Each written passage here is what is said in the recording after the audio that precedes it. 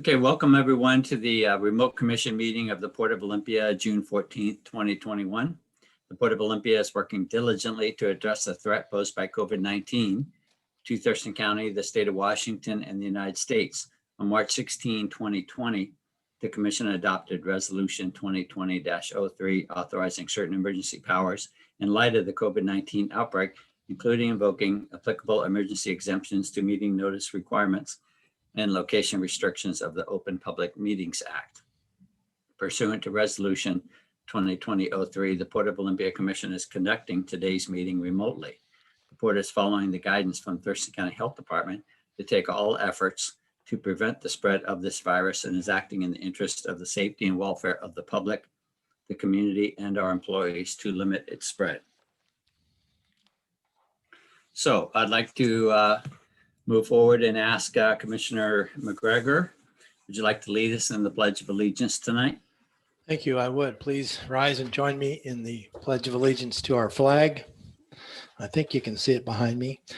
I pledge allegiance to the flag of the United States of America and to for which it stands, one nation, under God, indivisible, with liberty and justice for all. Thank you, Commissioner McGregor. At this point, do we have a motion to approve tonight's agenda? I have an addition I'd like to make to the agenda. Go ahead, Commissioner McGregor. I would like to add a action other calendar item, number 1, designation of a spokesperson for the Port of Olympia.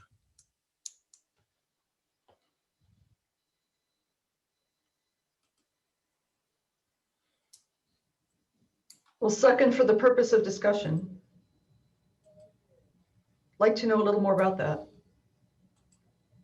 Thank you. It's been moved and seconded that we add an action other calendar item entitled designation of a spokesperson for Port of Olympia. That was seconded for the purpose of discussion. Would like to know more about it. Commissioner McGregor, can you elaborate on your motion, please? I just have some information I'd like to present tonight and would like to suggest that we nominate a spokesperson for the Port of Olympia on matters pertaining to a lease. Matters pertaining to what? A lease. I'm curious why this is necessary. Ordinarily, the president speaks for the commission, the executive director or the PR gal speaks for the staff. Well, there's been some. Well, I'm sorry. Go ahead, Commissioner. Go Go ahead, ahead, Commissioner McGregor. Please respond. There have been a couple of issues that have come up recently that I'd like to address, and that covers naming a spokesperson for the Port of Olympia. Thank you, Commissioner McGregor, and thank you, Commissioner Zita, for your comments. I'm not sure what this entails, but and it's a little unusual to put an action other calendar item, but it has been moved and seconded, and I'm sure it'll become clear when we get to that agenda item, more of what Commissioner McGregor is interested in. So without further ado, it's been moved and seconded that we add an action calendar item entitled designation of a spokesperson for Port of Olympia. All those in favor, please say aye. Aye. Aye. Opposed, please say no. Nay, I see no reason for this. Thank you, commissioners. Now we have an amended agenda before us. Do I have a motion to approve the amended agenda? So moved. Is there a second? I'll second. All those in favor, please say aye. Aye. Aye. Okay, we have an agenda. Thank you, commissioners. Next, we move to Executive Director report, please.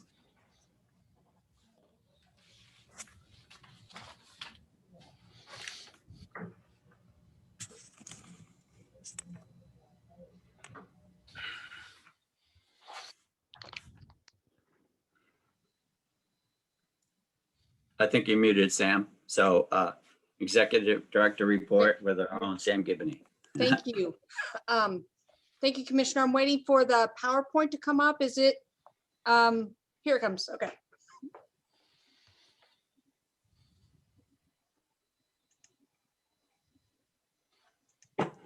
Great. You can go to the next slide, please.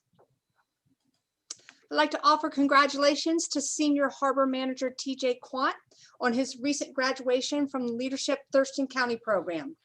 Leadership Thurston County is a 10-month program dedicated to developing informed, skilled, and committed community leadership representatives. So congratulations, TJ. This was quite an accomplishment, particularly since he accomplished it in his first year of employment with us. Next slide.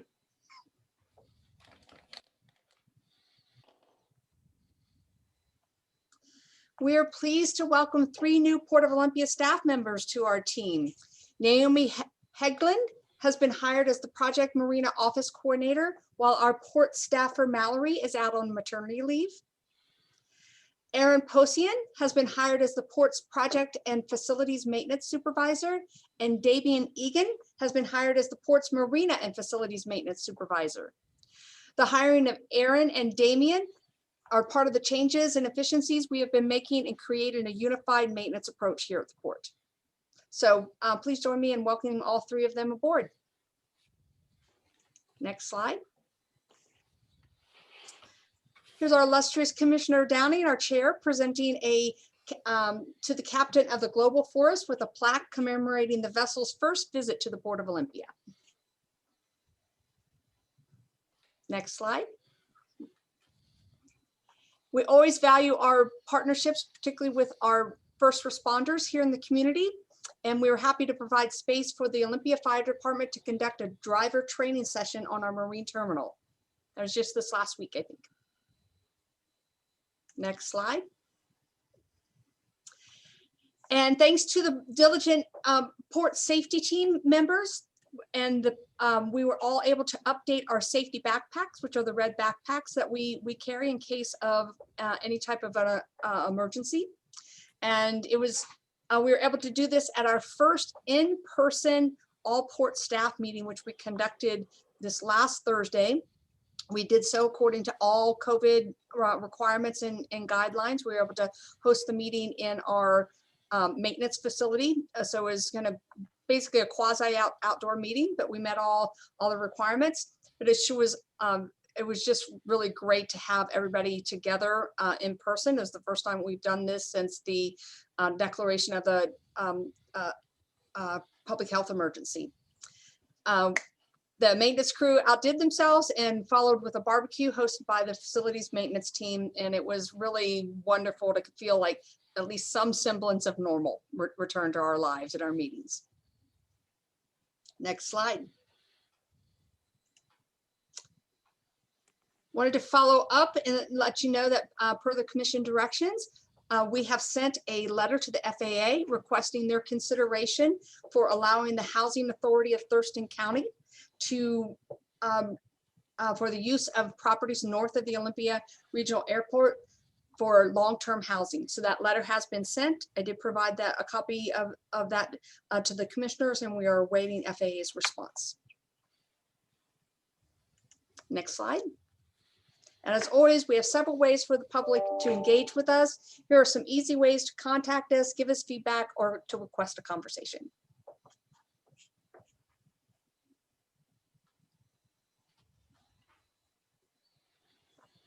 Thank you, Sam, for that report. Next, we have Felicia with our litigation report. Good evening, Commissioner. There is no litigation report this evening. That's great news. Thank you. I did not see a, written comment, public comment, or sorry, public comment, wish to speak list. Jerry or Tracy, do we have any public comment at this time or pre-signed up? Commissioner Downing, this is Jerry. We do not have anyone signed up, but we've been made aware that the link on the website is the wrong link. And so quite a few people are having trouble getting into tonight. So Tracy's trying to update the link on the website to make sure that people can get in. It looks like we have about 9 attendees in addition to the 6 panelists. So some were able to get in, but some were not. And so just trying to get that resolved. The link on the agenda is the correct link, but the link on the website was not updated. So it's not taking them to tonight's meeting. So I'm not sure if you want to give it a minute and see if we can get that updated or continue on. Thanks, Jerry. Typically, after I go through a written request for public comment, I open it up to the attendees.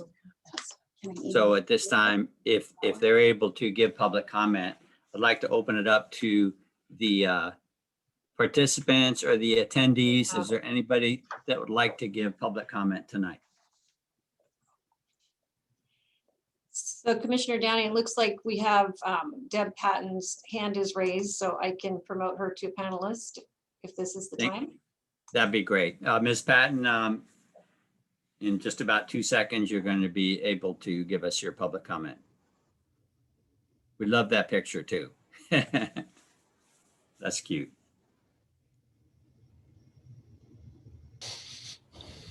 And Deb Patton, Ms. Patton, you're muted, so. Oh, I'm so sorry. I just heard Executive Director Gibney give a report about the maintenance. And so I just had a question about that. And I don't know if she can answer it now, but or send me an email later or whatever. But one of the port maintenance staff who's been there for many years, 17, I believe, Jack Merrigan, was let go. And so I'm just wondering if he was let go and now they've hired some new people, what that was about. And I mean, I just hope it wasn't because he had seniority and was getting a higher wage, because, you know, I'm all about labor. So that would be an issue to me. And I do believe there is quite a big backlog of maintenance projects at the port properties all around the county. And I'm just hoping that those projects are getting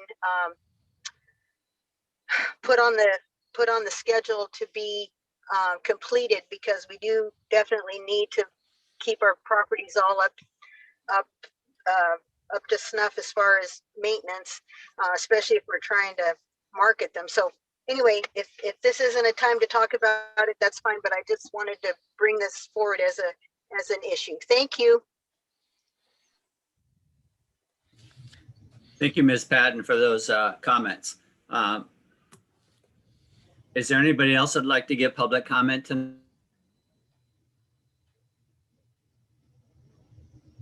No other hands are raised. Commissioner Downing, if I might, I don't know where he went to. Poof, he's gone.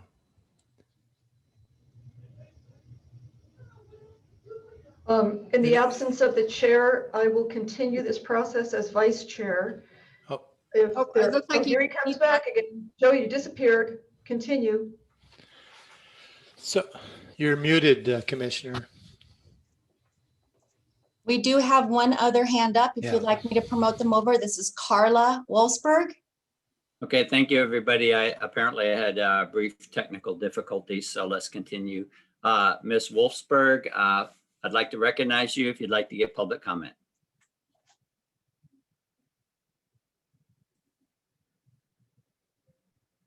Yes, hello, commissioners. Sorry for the delay Hi. there. This is a comment actually from your May 17th work session, and I hope this is appropriate time to say it. It's regarding at that session, Rolf Mason from Olympia Community Solar presented to the commission some impressive details about the Sunflower project, that large solar installation scheduled for the Olympia Farmers Market. And the organization apparently is seeking funds to complete the project. It's scheduled for installation in October. And Commissioner McGregor explained that the port does not have funds to support this project in 2021, and funding from the port would need to wait until next year, 2022.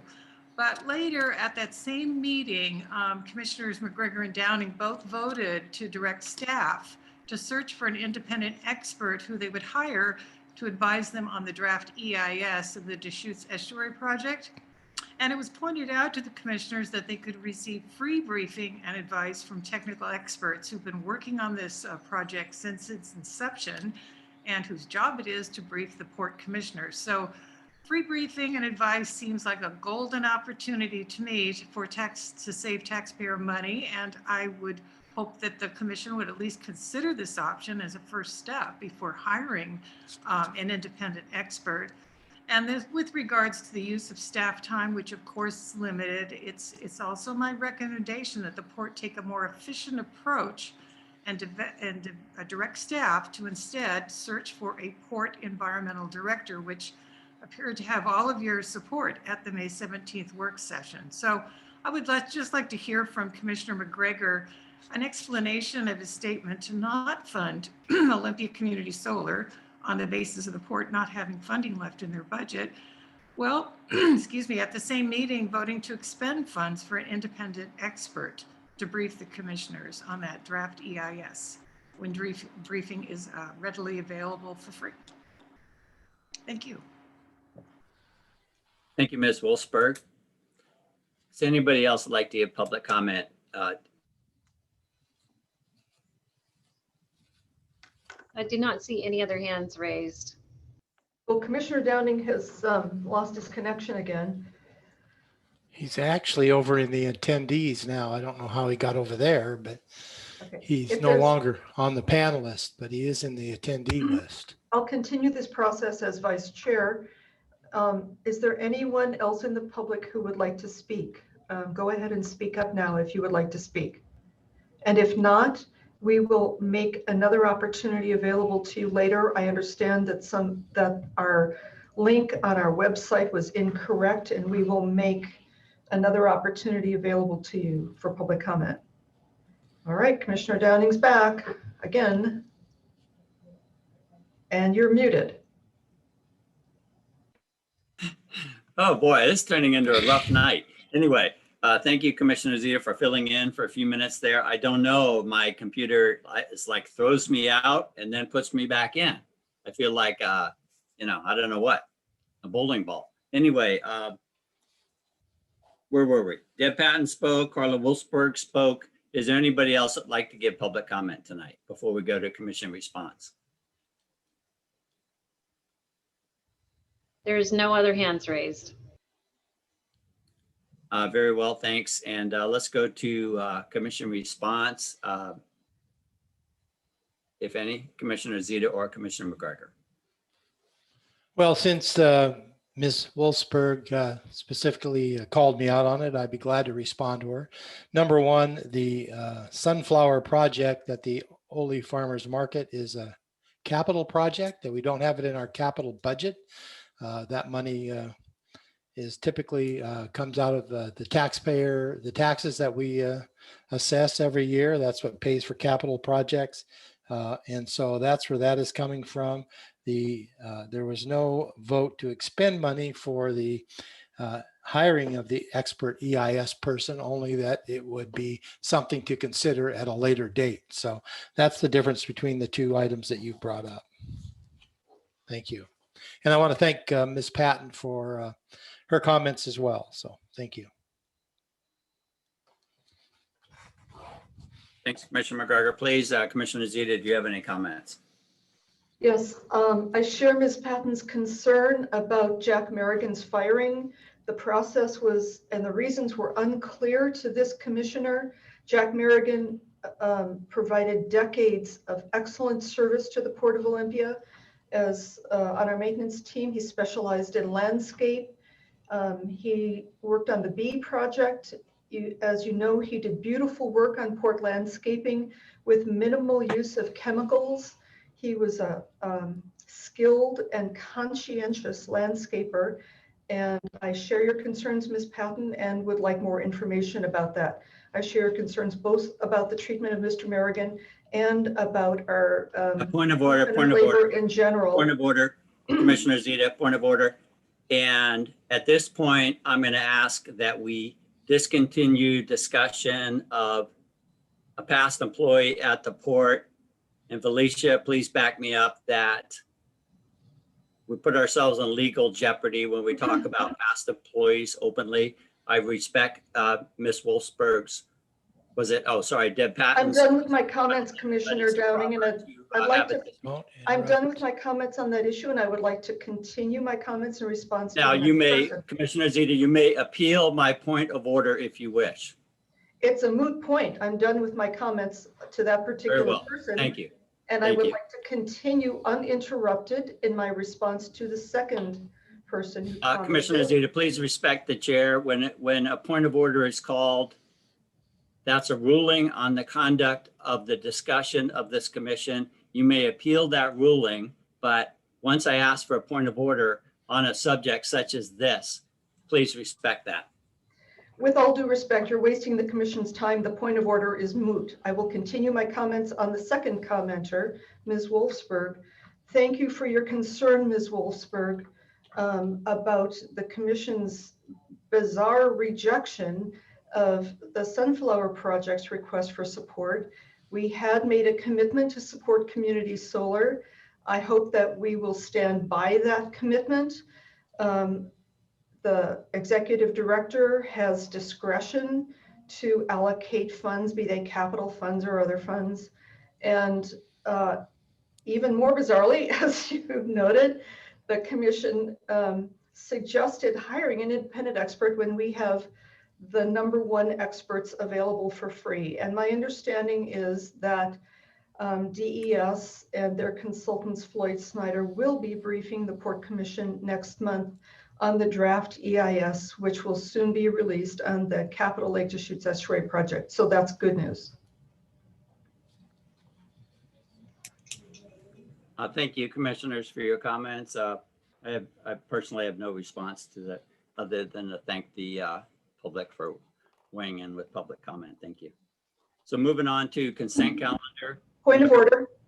I Go don't ahead. know if your video was still out at this point, Commissioner Downing, but please recall that members of the public were not able to log into this meeting in a timely fashion because the Zoom link that we published on our website was incorrect.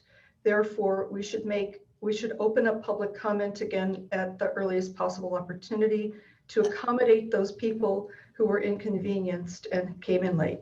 Commissioner, the link has been updated and it's working. I think, Commissioner, that's great. Thank you. Was that Tracy speaking? Okay. Yes, Tracy, it was. So in deference to Commissioner Zeta, I will ask, is there anyone else that'd like to give public comment? Now that everybody's on the call that like to have been on the call, I'm sorry that you had technical difficulties. So at this time, I'd like to ask if there's any other public comment. We have no other hands up at this time. Great. Thank you. So moving on to the consent calendar, do I have a motion to approve the consent calendar? So moved. Is there a second? I second. I ask for an amendment.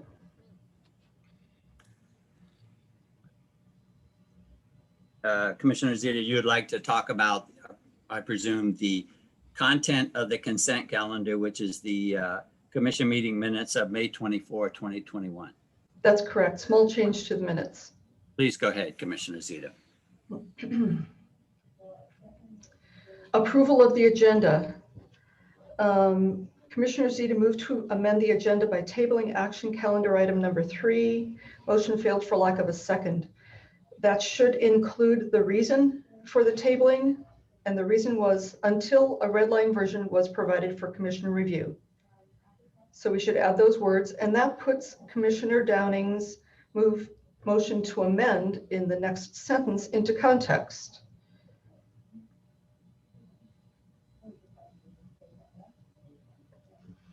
That's one change, and then the only other change is later on, Resolution 2021-02 Commission Rules.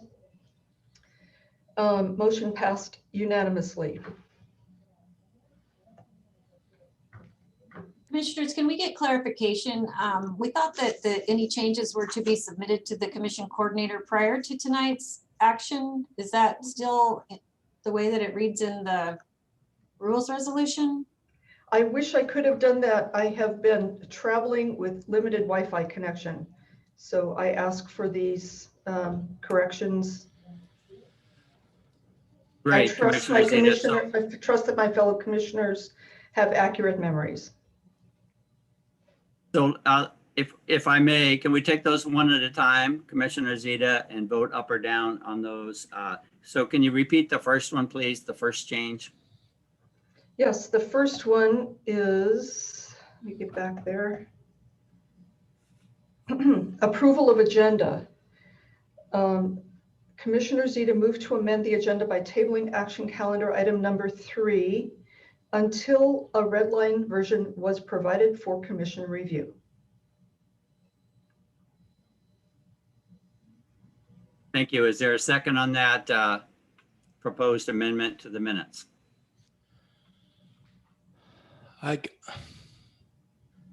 You've got me confused here because I don't know the relationship between the two sentences. Before I second it, I'll second it for purposes of discussion. Let's do it that way. So Commissioners, if you read the sentence, there's another change just before that. It says Commissioner McGregor moved to approve the agenda. Commissioner seconded Zeta. It should be Commissioner Zeta seconded for purposes of discussion. I just caught that now. Then it says Commissioner Zeta moved to amend the agenda by tabling action calendar 3 due to a lack of a red line version. Motion failed for lack of a second. Then it goes to say Commissioner Downing moved to amend the agenda by adding the red line version of the motion. Commission rules for review tonight. Seconded by Commissioner Zeta. So we had one that said it failed because there was no red line version, and the next sentence reads it was added and that red line version was then passed. So I don't know. So what's going on here? So I have a question of clarification, Commissioner McGregor. Maybe you're looking at a different version of the packet than I am. Does your version of the packet note that my motion was due to a lack of a red line version? No, that's what's confusing to me.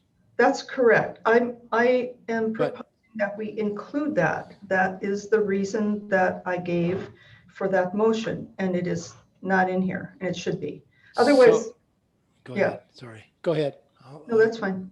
So, but it says the motion failed for a lack of a second. So even though it said it in there, it's still the motion failed. But in the next paragraph, it says that Commissioner Downing moved to amend the agenda by adding the red line version.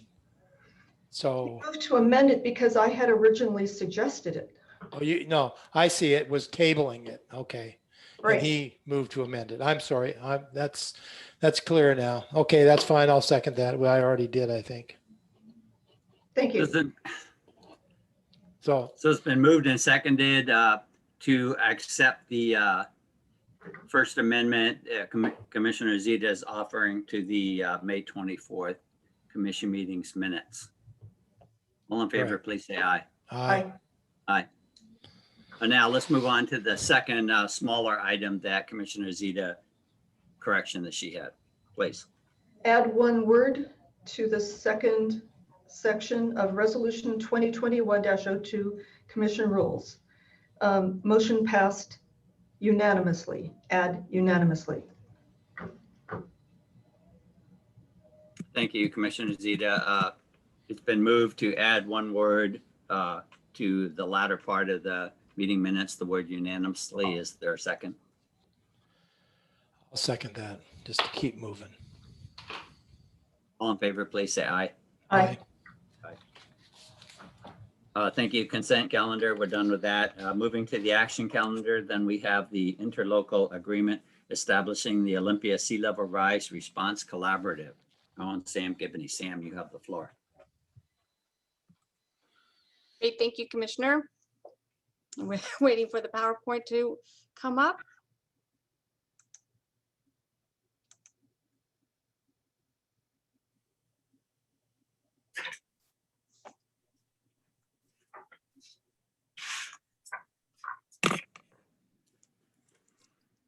Okay, so again, Sam Gibney here, Executive director, and I have been attending the sea level rise meetings and attending to this business while we are searching for a capital improvement planning and environmental director. So next slide, please. This is I just presented an advisory just a couple weeks ago on this. The background of this is that in 2017, there was an interlocal agreement that funded the sea level rise planning process. And in March of 2019, the sea level rise response plan was completed. And in also in 2019, this commission adopted resolution 2019-04, adopting the sea level rise response plan. Next slide. The intent of the collaborative, in short, this is very wordy here, but it is taken directly from the documents before you for consideration, is really developing what I consider to be a really innovative partnership with the LOT Clean Water Alliance, as well as the City of Olympia, to address sea level rise in downtown Olympia, and that we continue to work together to both plan and enact adaptive measures and mitigation measures. Next slide. These are the guiding principles that are taken from the documents before you. Next slide. And the documents are an interlocal agreement establishing this collaborative, with the membership being the City of Olympia, the LOT Clean Water Alliance, and the Port of Olympia. These documents were reviewed by the Joint Administrative Committee, on which Commissioner Zeta sits. Comments were made there, and they were incorporated into this draft. Next slide.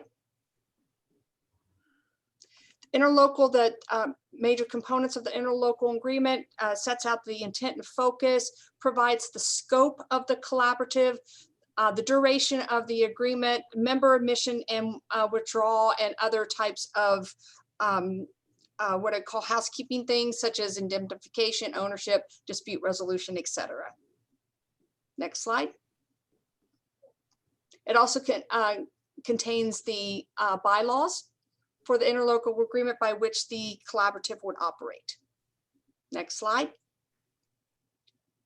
The organizational commitments for the Port of Olympia would be to continue to participate and collaborate in this partnership, to implement projects as budgets allow, to continue planning with the partners, and to share funding of the administrative support to the collaborative.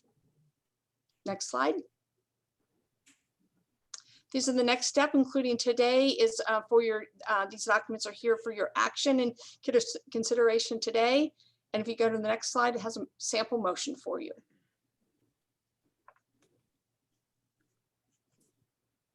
Thank you, Sam, for bringing this forward a second time, and appreciate that. And at this time, is there further discussion about this topic, commissioners?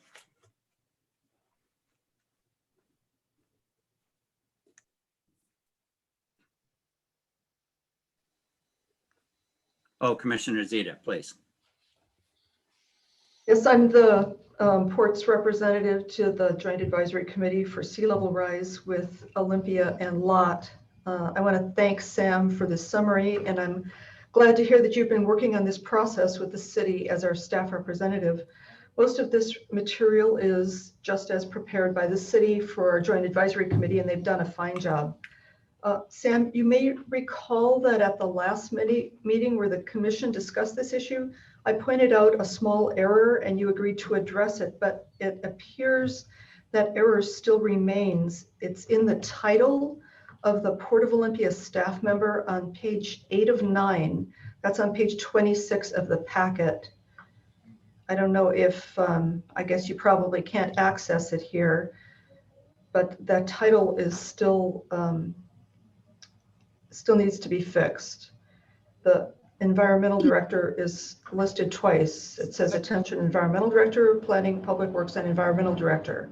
Right, and that was pointed out to me earlier today. We can correct that if the commission chooses to authorize signature with that correction made. Well, I had pointed that out last month, so it would be good to get that corrected. Mhm.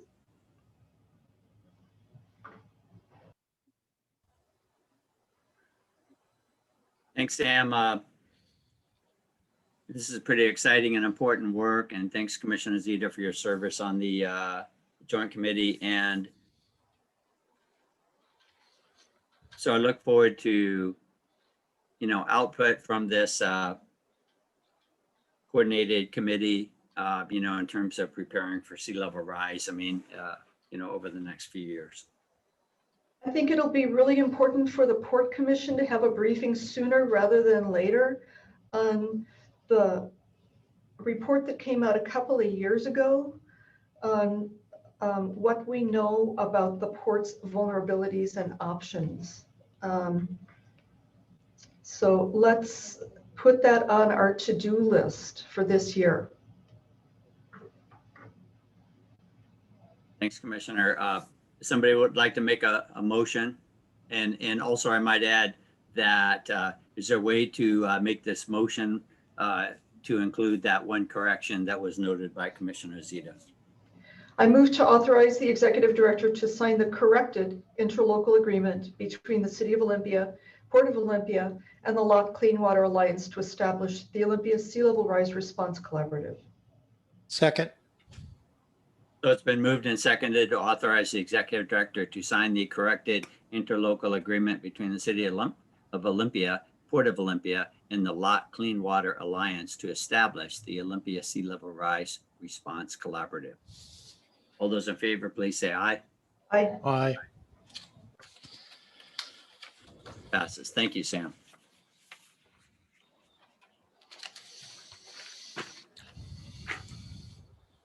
Okay, now we're going to move on. We have an action other calendar item entitled designation of a spokesperson for Port of Olympia, brought forth by Commissioner McGregor. Commissioner, you have the floor.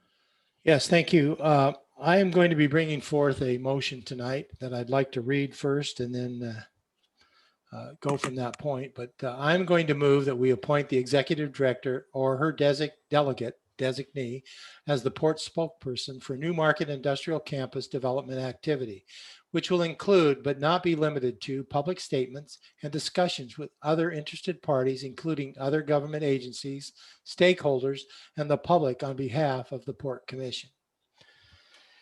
And I am bringing, if I can continue on, Commissioner, or how would you like to proceed? Thank you for bringing that motion forth. Is there a second? I'll second for purposes of discussion. Okay, so now go ahead, Commissioner McGregor, please. Okay. In late April, there were 2 letters to the editor published in the Olympian newspaper regarding the Panattoni lease option for 200 acres at the Port of Olympia Airport Newmarket Industrial Campus. One letter was published in the Olympian newspaper on 4/25 by the Port of Olympia Commissioner Joe Downing, supporting a lease option with the developer on port property at the Newmarket Industrial Campus and was entitled The Port's Tumwater Properties. The other letter to the editor was published on 4/29 by E.J. Zeta, board member, Salmon Creek Basin Neighborhood. I might also note she's a Port of Olympia commissioner. And I might also note this same letter was also published on her E.J. Zeta for Port Facebook page at 12:09 p.m. on 4/25 as well. Her letter was titled Support Tumwater, Not Port Development. After reading both of these letters as the third port commissioner, I felt it was my duty to respond to both of these letters to the editor. Commissioner Downing's letter is a shortened restatement of a letter that was sent to John Doe, City of Tumwater on February 18th regarding the port's enthusiasm about, quote, the opportunity to work with the City of Tumwater to guide development within the Newmarket Industrial Campus.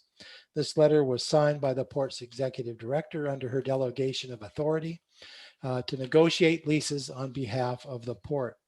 Commissioner Downing's letter to the editor remarks closely follow the items listed in that February 18th letter. Well, the letter written by E.J. Zeta was not signed as Port Commissioner Zeta, but it did contain many intentionally misleading bits of information about the project. I am prepared to go over some of those tonight, but there were a total of 11 unsubstantiated misgivings. For example, She states, I quote, "I urge caution. Those 200 acres are Tumwater's largest urban forest. Thurston Climate Mitigation Plan recommends planting more trees, not wholesale logging."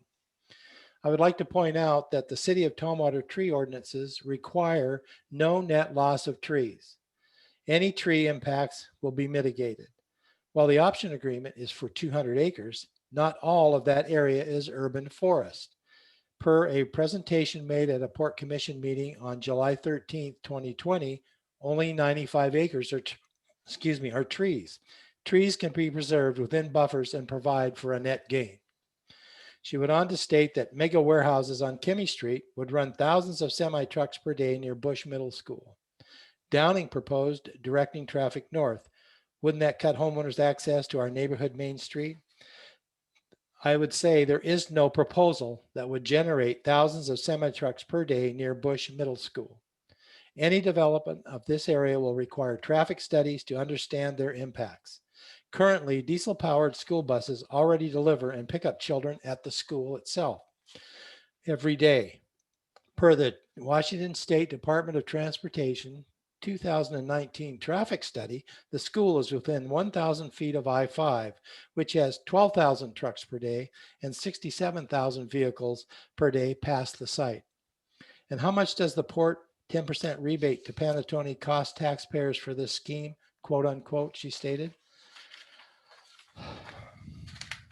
Neither the letter from the port to the City of Tumwater dated February 18th, nor Commissioner Downing's letter of 4/25 indicates any quote unquote rebate. Where is this quote unquote rebate coming from? At this point, there has been no proposed quote unquote rebate to Panattoni. There are but 3 inaccuracies, but I have highlighted there are more in the letter from EJ Zeta that are just as disputable and inaccurate. Statements made to the public by one commissioner in support of the project and then contradicted by another commissioner leads to confusion over the port's decision in the public eye. I reviewed the current Port of Olympia Commission Resolution 2015-19, which talks about Commission Code of Conduct. And in that resolution, Article 2, Paragraph 2, integrity states, "We exercise honesty in all written and interpersonal interaction, never intentionally misleading or misinforming each other or the public." There's also covered in Resolution 2016-02, it states, and I quote, "We recognize and acknowledge that a majority vote of the commission is a decision of the commission.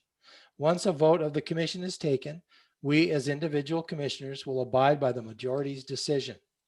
Notwithstanding, nothing in this resolution is intended to preclude the commission from reconsidering a previously decided issue should circumstances change or newly presented information warrant commission reconsideration."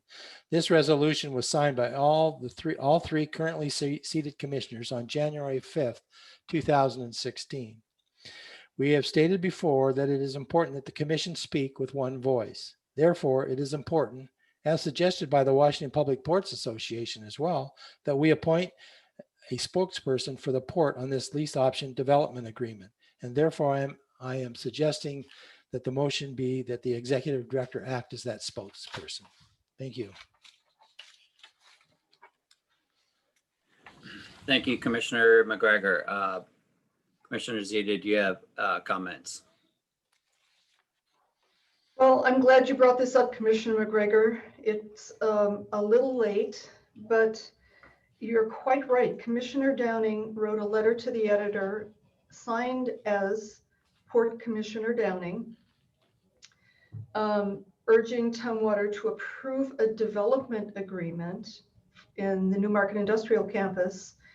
And the Port Commission has not approved the development agreement that he boosts. The Port Commission also did not approve Commissioner Downing's letter. So on both those accounts, Commissioner Downing is in violation of our resolution. I appreciate our legal counsel's advice at our most recent commission meeting from both Felicia Brown and Heather Burgess that you cannot restrict what a commissioner says as a citizen, apart from being a commissioner, based on First Amendment rights. I would be delighted to have a conversation with you, Commissioner McGregor, about the details of my letter to the editor and have an opportunity to explain to you why it is accurate. A work session would be a good place for that if you would like to do it. You have not provided that opportunity here. Instead, you have, as a commissioner, voiced your own opinion on the details of this situation. So now we have 3 commissioners that have voiced their opinions about the Newmarket Industrial Campus, 2 as commissioners, first Commissioner Downing in his letter, and tonight Commissioner McGregor in his recent statement, and 1 who has voiced her opinion as a citizen exercising her First Amendment right, which our legal counsel has affirmed is appropriate. Now, the first instance of Commissioner Downing writing his letter as a commissioner on a development agreement that was not approved by the commission and a letter that was not approved by the commission is clearly a violation, and clarity, we need some clarity around that, and we need some correction so that type of thing never happens again. The correction, however, is not to appoint the executive director as spokesperson. Ordinarily, the commission president should be the spokesperson for the commission. If the commission president stays inside his lane and follows commission resolution and does not write letters to the editor saying we should approve this development agreement that the commission has yet to approve. And if you're going to write a letter for public consumption as commission president, you need to get commission approval first. That is the proper way for the commission president to act as spokesperson on Port of Olympia issues. You get approval from the commission first. The executive director is already spokesperson on certain issues, and to appoint a certain spokesperson on a certain issue is a bizarre workaround. Instead, we should know our resolutions, follow our resolutions, and follow our attorney's advice. So the proposal you have made is addressing a real issue, Commissioner McGregor, but it's the wrong proposal. Thanks, Commissioner McGregor and Commissioner Zeta for your comments. I'd just like to weigh in briefly, and then we'll turn it to public comment on this particular action item before we potentially take a vote on it. And so I think I get the gist, Commissioner McGregor, of what you're trying to say and do here. It's pretty clear that you took exception to the facts in Commissioner Zeta's letter, and you took some, I think, minor exception to the facts in my letter, but you correctly stated that I paraphrased an already existing document, which is our letter, the port's letter to the city manager of Tumwater, talking about the Panattoni proposal and the proposed development agreement, which I did paraphrase, and so that's accurate. But the bigger issue here, and that is that, I have to say again, and I'm glad the public's listening because, once again, I've probably said this 5 times, but I'm a port commissioner 7 days a week, 24 hours a day, and I try to keep it in that lane. I don't wear 2 hats, like I'm a port commissioner, but I'm also on the Salmon Creek Neighborhood Association. If anything, that's a borderline conflict of interest, but I don't put on my private citizen hat just so I could speak freely. I do recognize the First Amendment, and we are allowed to speak freely, but I believe I have a greater responsibility to the people that elected me to this office, which is to speak on behalf of the port and to represent the port. That being said, I think your point is that we can't have on a given issue, we've seen on this particular issue, commissioners going out and writing letters to the editor, and both I did and Commissioner Zeta did. And as well, I'm not sure you mentioned that both of us talked to did public comment at Tumwater City Council meeting. So we have a situation here where there's a lot of talking going on outside of commission meetings. When we get together as a Port Commission and we discuss things, that's the proper spot for it. But we should not probably be out there, representing our executive director in the nuances of any particular initiative that the port is involved in. So in principle, I support your proposal, which is to, in this particular setting, allow our executive director to march forward and represent the port, which she's representing us. In other words, us as a unit, as a whole, the Port Commission. So, I support that because we can see that the situation is getting out of hand before we go any further with this. So I do support that. At this time, I will open it up for public comment. We have an action other calendar item called designation of a spokesperson for the Port of Olympia. Is there anybody that like to give public comment on this one issue? Carla Wolfsburg has raised her hand and I'll promote her over. Okay. Hi, Carla. Ms. Wolfsburg, would you like to give some public comment? Yes, commissioners, I would just like to point out that as a citizen, I vote on the spokespeople for the port.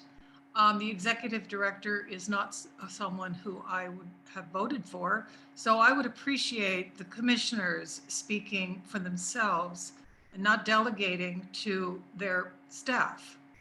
And I also support the idea that an individual, whether they hold public office or not, has the right under the First Amendment to speak what they feel is appropriate and true. So I would support the fact that Commissioner Zita is allowed to speak on her own behalf as a private citizen, and I would very much disapprove of the port directing the executive director to speak for them. It's your responsibility to speak. Thank you. Thank you, Ms. Wolfsburg. Is there anybody else that'd like to give public comment on the action other calendar tonight? There are no other hands up.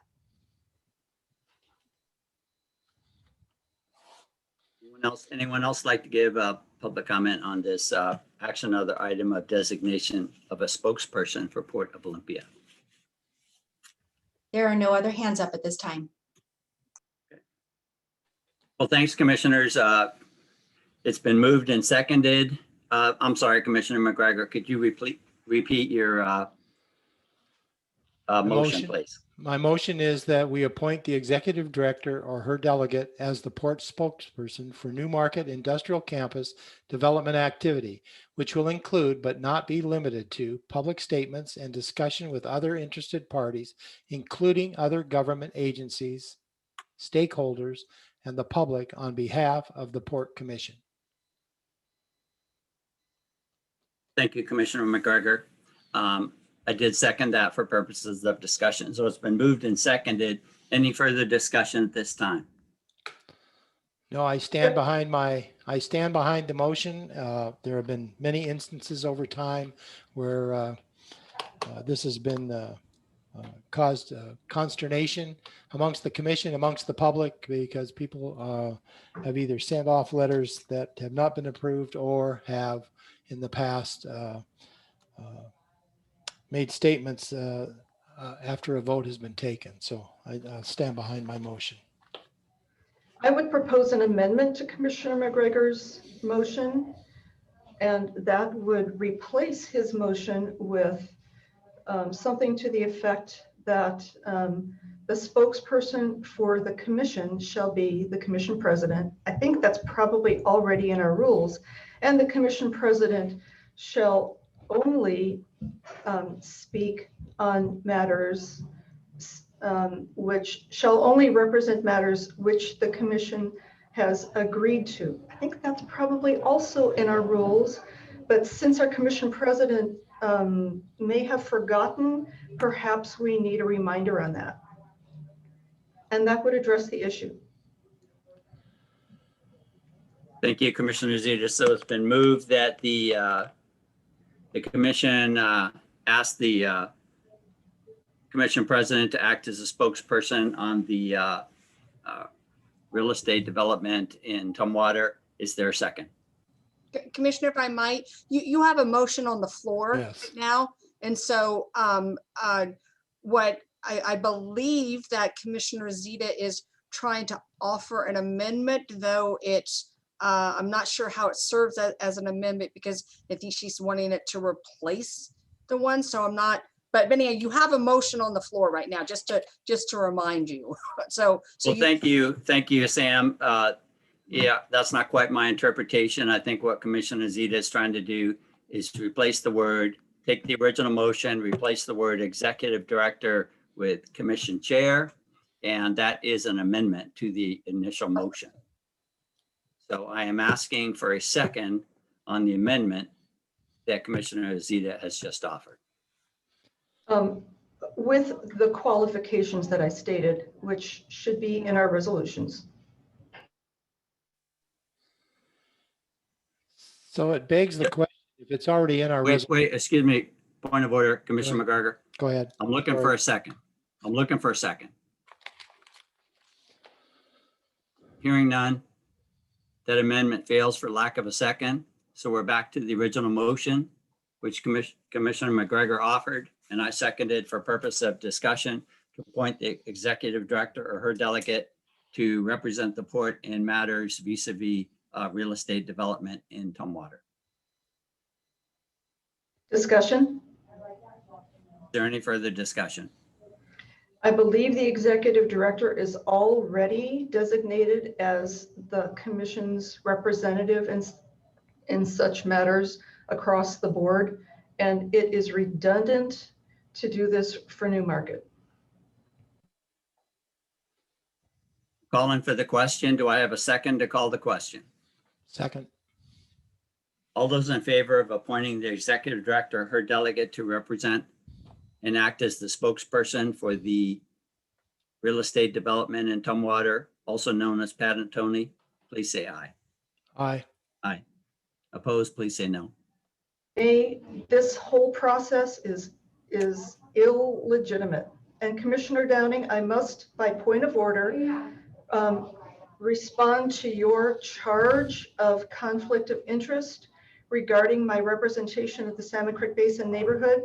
You may recall that 5 or 6 years ago, Commissioner McGregor raised that very same issue. He charged me with a conflict of interest, and the port hired an attorney to investigate that conflict of interest and determined that there is no conflict of interest. Nice try, guys. Thanks, Commissioner Zeta. Okay, moving on to the advisory calendar. Item 1 is the Resolution 2021 Port of Olympia Citizen Advisory Committee. And Gigi McClure of the POCAC Group is representing tonight. Welcome, Gigi.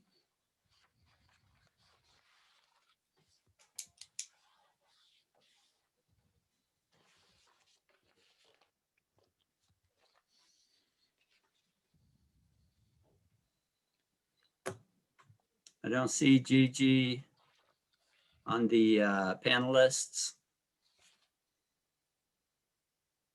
Hello, can you hear me? Oh, hi, Gigi. Hello. Oh, there you are. Okay. Welcome. Thank you. Had to get permissions. All right. So one of the POCAC's tasks was to review the POCAC resolution along with the rules of operation. The POCAC looked at both resolutions 2019-3 as well as 2019-10 for the POCAC resolution, and we came up with the following. Can I get the next slide, please?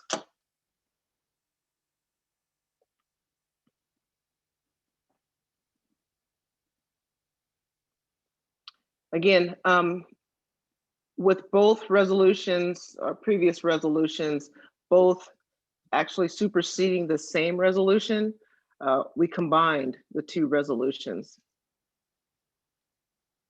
and identified those errors that are highlighted in red.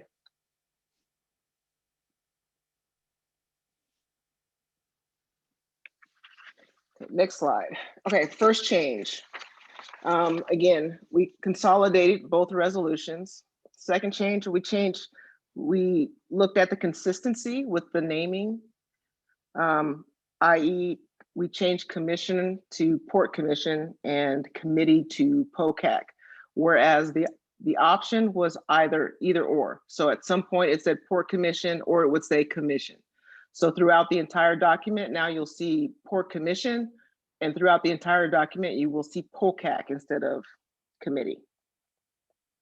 We also added assignments back to the resolution under number 4, whereas which was the final draft or the final product.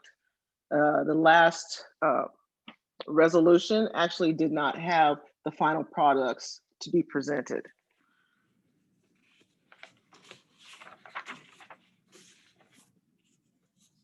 We also added approved travel and other expenses to the final copy. 5, duties of the executive director as an ex officio member for the POCAC, providing guidance when needed and not as a voting member.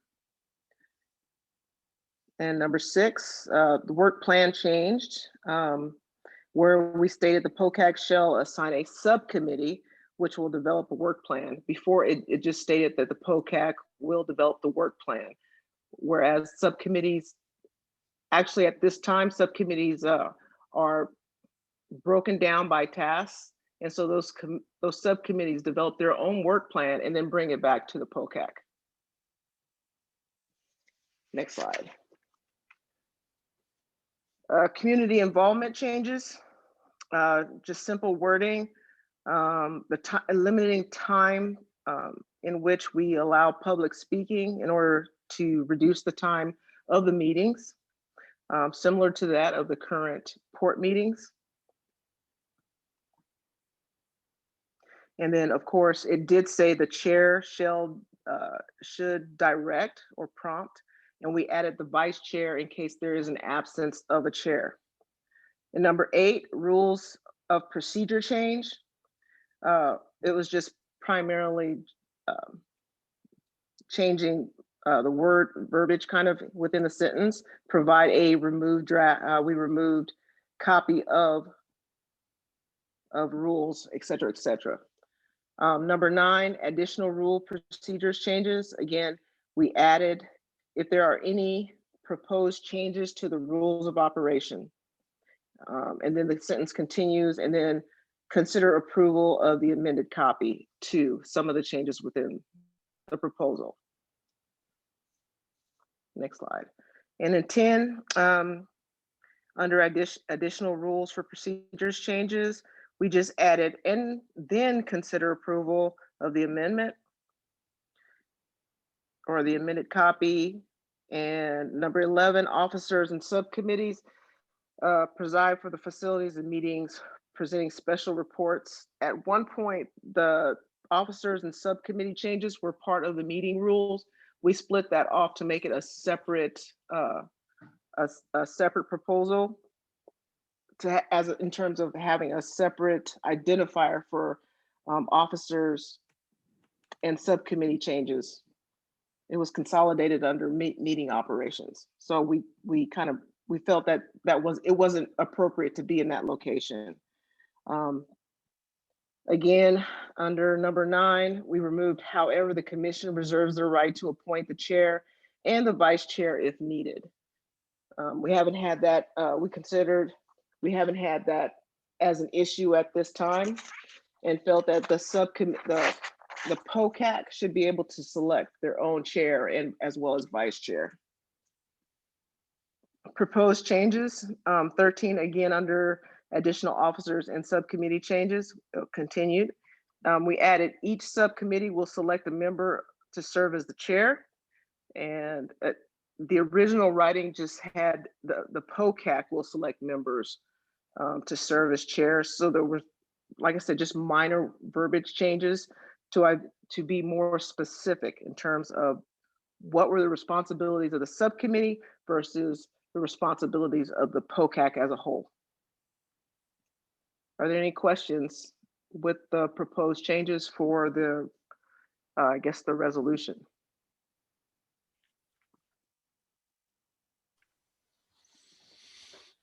Thank you, Gigi. Well, Commissioners, oh, I see Commissioner Zeta has her hand up. Please, go ahead, Commissioner. You were going to say something, Commissioner Downey. Go ahead. Oh, thanks, Commissioner. Thanks, Commissioner. So Gigi, I had a couple of questions about these red line copies in here, but I didn't know if this was the right time or you've got more to your presentation. Well, actually have the rules of operation as well. That this was just the resolution, the changes to the resolution. So we actually looked at the rules of operation as well as the resolution. Oh, right. So are you entertaining questions about the Resolution. the resolution? Okay. So Commissioner Zeta, you okay if I go ahead? I don't want to cut you off. So, okay. Go right ahead, Commissioner Downing.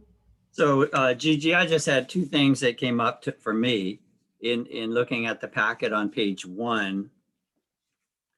The POCAC shall consist of up to 13 and no less than 9 members selected by the Port Commission. How many members do we have right now? Do you know? Put you on the spot. I believe it was 9 and now 8. Right around 8, you say? Oh, I see. And then the other I question, believe okay. so. So, I mean, Someone just, you know, I think I like 12 better than 13. So I'd be willing to, you know, if we're revising this resolution, I have one comment, which is 12 seems like a better number than 13. And then the other comment I had was on page 3 at the very top. It says the POCAC will establish a meeting consistent with the time necessary to complete the work plan and the assignment. The chair of the POCAC shall report periodically and no less than once a year to the Port Commission. I mean, I've said this before. I'd love it if the POCAC was able to give us interim progress reports. And so to have it in print that you can get by with a minimum, or just the minimum is once a year, I'm hoping that we can go with twice a year. You know, so we get an interim update, because over the years I've noticed, you know, that unless I go to the POCAC meetings, I don't hear from them but once a year. So those are my 2 comments. And at this time, you know, I want to give the other commissioners a chance to weigh in on what you presented. So Commissioner Zeta, I think you are next. Great. So I agree with both of Commissioner Downing's comments. I think 12 is plenty. I don't know why we went to 13 a few years ago. And I agree with Commissioner Downing's suggestion that we have interim progress reports. We have had those in the past. They can also be useful for clarifications. I want to thank you, Gigi, for your attention to detail in editing these documents. I can see that you really care about clarity and accuracy. Clarity and accuracy are really important in rules like these. And there are just a few places that could be a little clearer. For example, under number 3, duties, it says the executive director will serve as ex officio non-voting member. It should be as an ex officio non-voting member. There can be more than one, so there should be an "and" in there. And the executive director will provide guidance when needed. I think it should be will provide guidance when requested. So if the POCAC requests assistance, then they can get that input. But I think the POCAC should be relatively independent and should not be subject to the port staff or commissioners saying, oh, you need my guidance on this. So I would suggest those two changes. The executive director will be an executive ex officio member and will provide guidance when requested. Those would be two suggestions for consideration. Would it be Let's see. clear, Commissioner DeZita, Yeah, to say executive director provide guidance when requested by the POCAC, yeah. or just by, okay. Thank When you. requested by the POCAC, I think. You should have that independence. Thank you. Okay. That's for the POCAC to consider. These are your rules. And then on page 3, the rules of procedure, there were some sentences that weren't quite sentences in there. That needs another look. I could share an edit, maybe just the POCAT could take another look at that to make sure everything is sentences, because there are a few things that aren't. On the last sentence of Part 8 Rules of Procedure, where it says that the commission-approved rules of operation will be used by the POCAC to accomplish the objectives of the committee, I'm not sure we even need that sentence. I think that's understood, that you'll use your rules to accomplish your objectives. So that sentence probably doesn't even need to be there. Officers and subcommittees, just a few little grammatical things. The officers shall be a chair and vice chair to preside and facilitate meetings and presenting special reports. We want to have matching case. So preside, facilitate, and present, not presenting. The last sentence in that paragraph, the chair and vice chair shall be elected by the POCAC members. And in the last part of that sentence, it says, however, the Port Commission reserves the right to appoint the chair and vice chair if needed. That was crossed out. And I think that sentence was in there in case for some reason the POCAC couldn't come to an agreement. And you've specified the whole process, the details of voting, which is great for the POCAC. And hopefully this phrase that you've crossed out would never need to be used. But I think it makes sense to keep it there just in case. Keep that however line in there just in case. So that's for the POCAC's consideration. In the next sentence, instead of saying regular scheduled meeting, you want to say regularly scheduled meeting.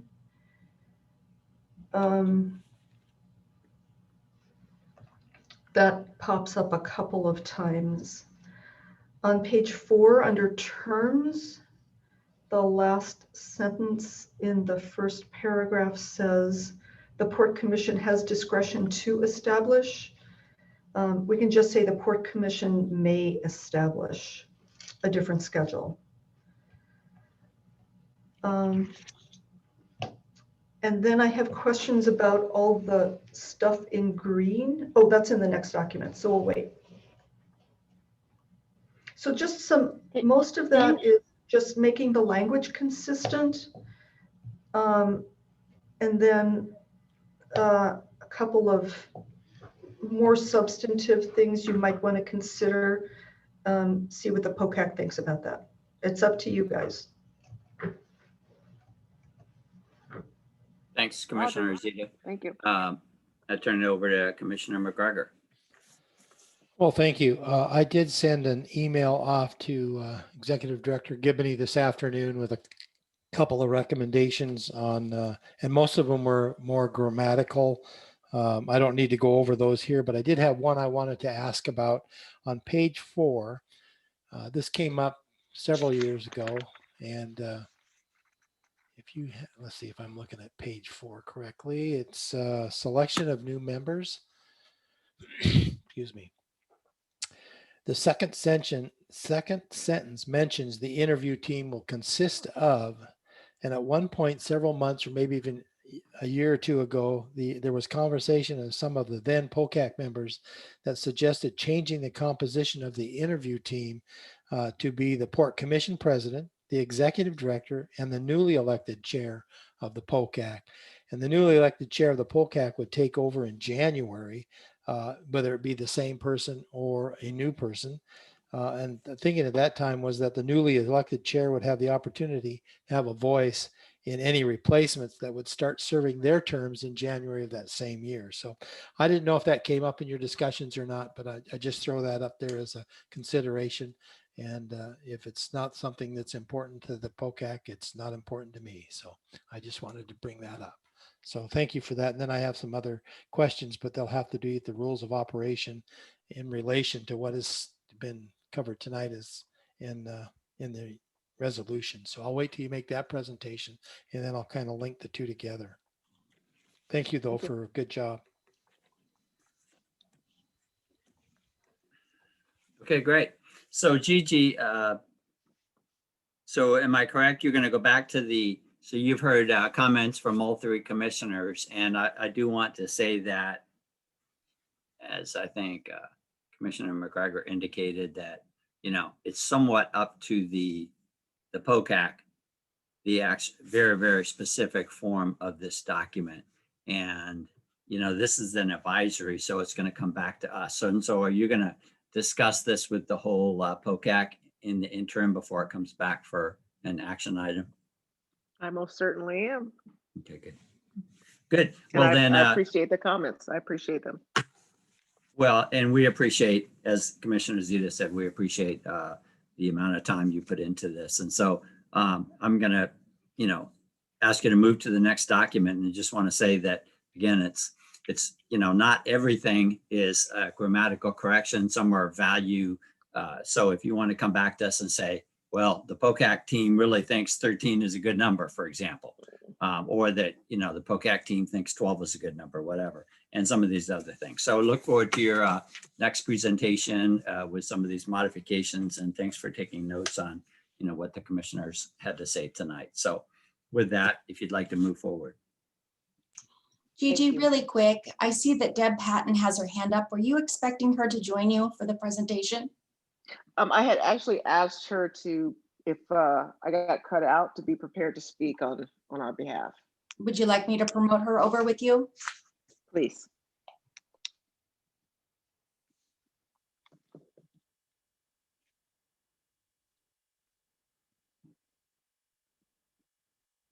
And I'll wait for the slides to be added as well for the rules of operation.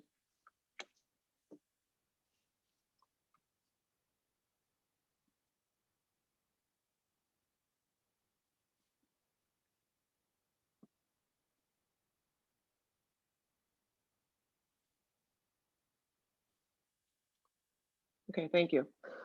So next slide, please. And we also looked at the rules of operation, which is the operation for the for consideration. That's the resolution. You have to continue down through all those slides. There should have been another set of slides right below that. It was a continuation of slides. So I guess those slides got removed.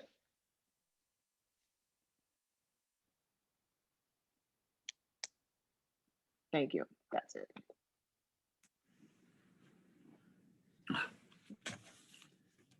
Okay, first, again, changing the name identifiers and looking at in terms of commission to port commissioner throughout this entire document, as well as changing committee to POCAC throughout the entire document. 2, we added meetings of POCAC subcommittees. And 3, of course, we added into B a sentence, basically, POCAC subcommittee meetings are not subject to, excuse me, Open Public Meetings Act, which was discussed, which actually is under review on legal. to make that determination as to whether or not that's a correct fact or not. But it was added and it is under review at this time. So before you sign it, just know that your legal team is on top of it. Continue on, next slide. We removed the entire paragraph that was, I think it was highlighted in yellow on my slide, but or on my document, I'm not sure how you see it, about the paragraph related to open house and workshops, about the POCAC actually hosting open houses and actually conducting workshops. The way the paragraph read was open house and workshops are typically less formal forums. But it kind of read to us like the POCAC was actually running the open house and the workshops. And the subcommittee felt that as we discussed it, as well as took it back to the POCAC, that they would not actually, no one agreed that we would actually have a workshop or an open house forum of any type without going through the port. All right, number 4, paragraph related, like I said, open house and workshops. Number 5, we moved officer elections. Excuse me, this is where we moved officer elections out of where the quorum area. It just didn't read right with the meetings, so it was moved. That's why you might see a large block of green blackout, and it was moved to be number 3. We added 5B, call for a vote. Next slide. We changed 5B, which says call for a vote after being recognized by the chairperson. Instead of the chair, we made it chairperson. And 8, we changed attendance because it was, at one point it said fiscal year, and the fiscal year is October through the 30th of September. So it should be, of course, a calendar year that's starting January 1st and ending December 31st. But for some reason it had fiscal year without advance notice to the chair or the vice chair. And we felt that as the POCAC, the members are responsible to report to the chair and the sub chair if they are not going to be in attendance to a meeting. We added 7 under 9. We added 7 reports to the Port Commission. The chairperson of the POCAC or the designated representative will report to the Port Commission. Okay, next slide. And of course, this was the final delivery product to you in terms of both documents. And I'm not sure, and that's just a screenshot of the first page. Discussion? Questions? Thanks, Gigi. Commissioner Zito or McGregor, do you have any questions of Gigi at this time? I had, if I might, I'll take the liberty to go first. The question, I had a couple of questions, but the one I have that relates back to the resolution, on page 3 of the resolution, it talks about, and you don't have to go back there, but you can just keep note, officers and subcommittees, second sentence. It states the chair and vice chair shall serve no more than 2 consecutive one-year terms. Then when I got to the rules of operation, under officer elections, the last sentence reads, the term limit for each position is 1 year. Are those, so my question is, are those in conflict with one another? And if not, that's fine, but I just want to make sure we don't have a conflict there between the 2-year and the 1-year statement. Well, the term is 1 year, but you can serve up to 2 consecutive terms. So one is saying you can serve up to 2 consecutive terms, but the term is 1 year. Okay, so I mean, but I thought it had the, let's see, officer elections. I thought the chair and vice chair, that was the term limit for each position is 1 year. And I just wanted to make sure there's no confusion. So just something to think about. I've sent a couple other minor things to you as well. Okay. I put it in writing to the executive director and asked her to forward it on to you. But I do want to thank you for everything. That was my only question I wanted to kind of talk about a little bit here tonight. So thank Okay. you. Thank you again. Commissioner Zeta, go ahead. I'm sorry if you explained this in your presentation and I missed it, Gigi, but let's see. Under quorums, there's a lot of paragraphs in green that have been crossed out, double crossed out. It's not clear to me if you're keeping this or not. Oh, I moved it. So it was moved to 3 where it says officer elections. We created a number 3 officers election. Okay, and made that's it what's separate. going on there. I see. Okay. Yes. All right, that's clearer to me. I do want to recommend that you spell check throughout this document. I'm not going to point out individual things.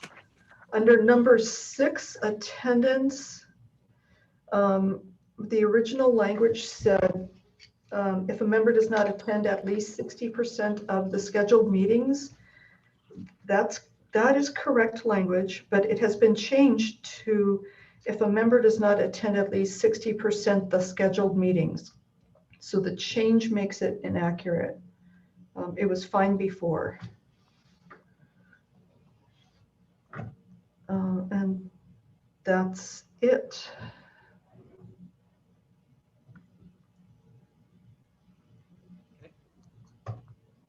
Thanks, commissioners. Gigi, my comment is that under number 7, reports to the Port Commission. I made a comment under the resolution about the chairperson reporting back to the Port Commission the status of projects and whatnot.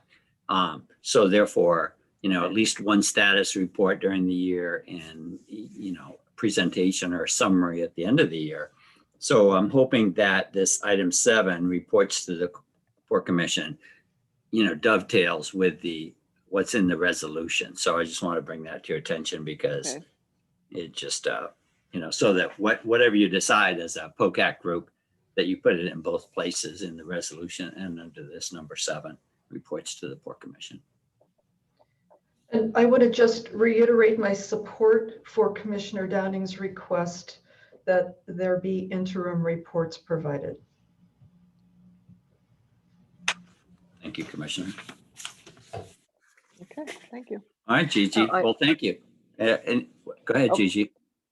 Oh, I was going to say, and just to let you know that this red line or draft copy of changes was not the final. There were a lot of additional changes in terms of grammatical changes or sentence changes since this document was actually provided to the port for this meeting.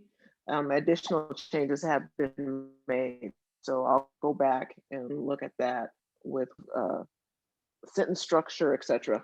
Because again, this was just a quick rundown draft of our first breakdown after we consolidated. Thanks, Gigi. Thank you. Great. Thank you. Look forward to hearing from you again. Okay, so then we're going to move on to the third item under advisory calendar, and it's called the Squaxin Island Tribe Land Acknowledgement. Sam Gibbon, you're leading off apparently. Hi, Sam. Thank you, Commissioner. We can bring the PowerPoint up.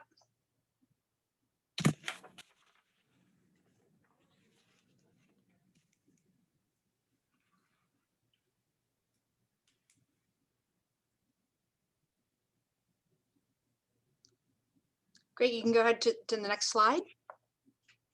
At the last Port Commission work session, the commission expressed their desire to follow up and have a conversation about a land acknowledgement statement. And I have provided the 2 versions that have been previously discussed here for your convenience.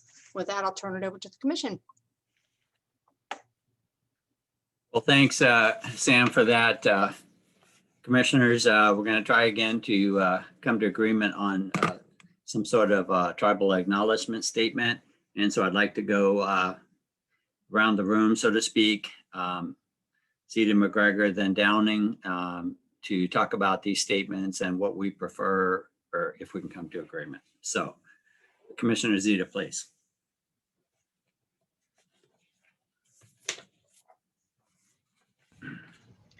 I just want to be fair, I want to acknowledge that Commissioner Downing provided a third version of tribal land acknowledgement many months ago, and I'm not sure why that isn't before us. Maybe you withdrew it, Commissioner Downing. So the two before us are on the left, the one offered by the City of Olympia, and on the right, the one that was approved in 2019 by the Vice Chair of the Squaxin Island Tribe, working with the tribal liaison, Ray Peters. Commissioner Downing had expressed at our most recent meeting concern that it implies that Squaxin land and water was stolen. Indeed, it was stolen, the land and water on which the ports stand. And that language was in the tribal honor statement, which I originally offered. Vice Chair Charlene Kreis removed the word stolen because the tribe is so generous in spirit and wants to work with us, and changed it to taken without permission or legal right. So the Squaxin Island Tribal Vice Chair deserves credit for softening my language here. I appreciate Chairman Chris Peters' appreciation for the statement on the right as a deep and meaningful statement to the tribe.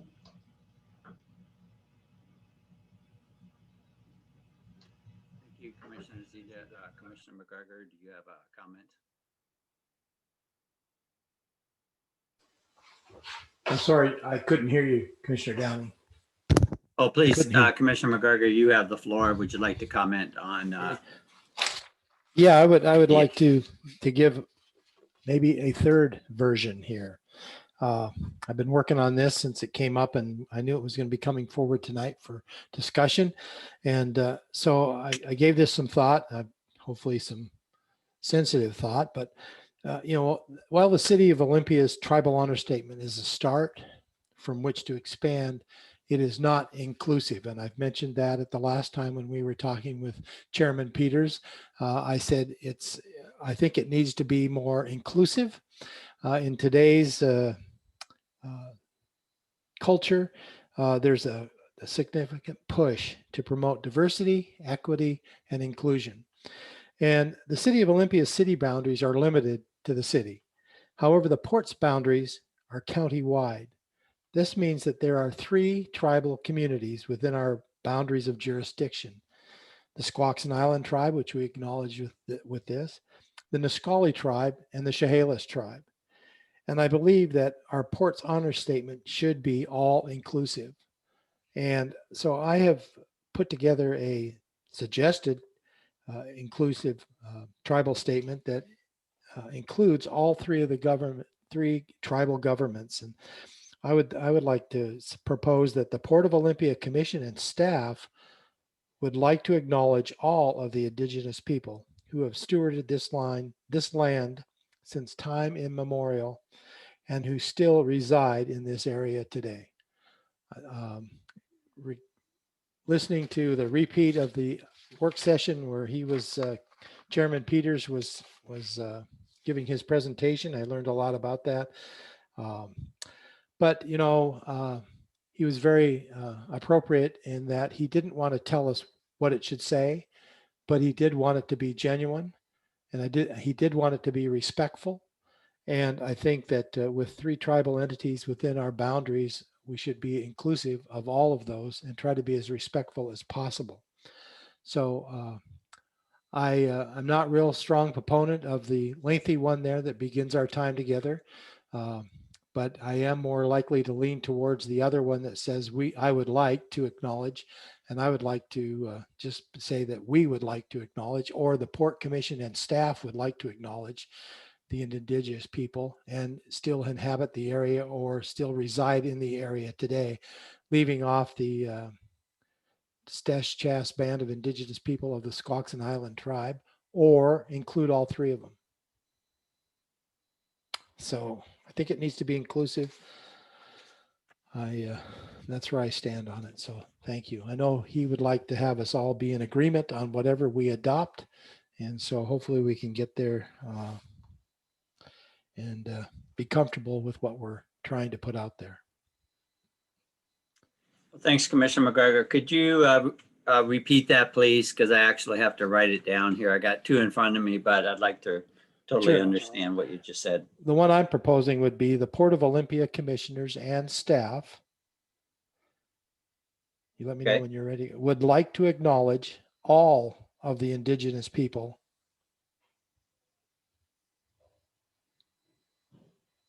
Okay. who have stewarded this land since time immemorial and who still reside in this area today.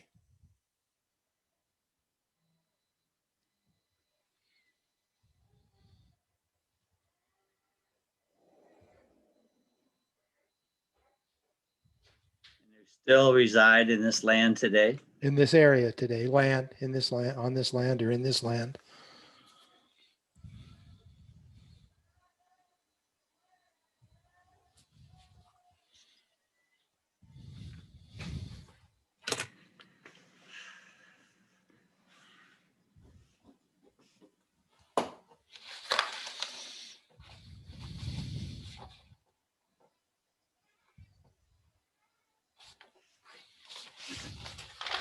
Well, thanks, Commissioner McGregor and Commissioner Zeta. I basically, in general, agree with Commissioner McGregor that we are different from the city of Olympia. For a while there, I was ready to just,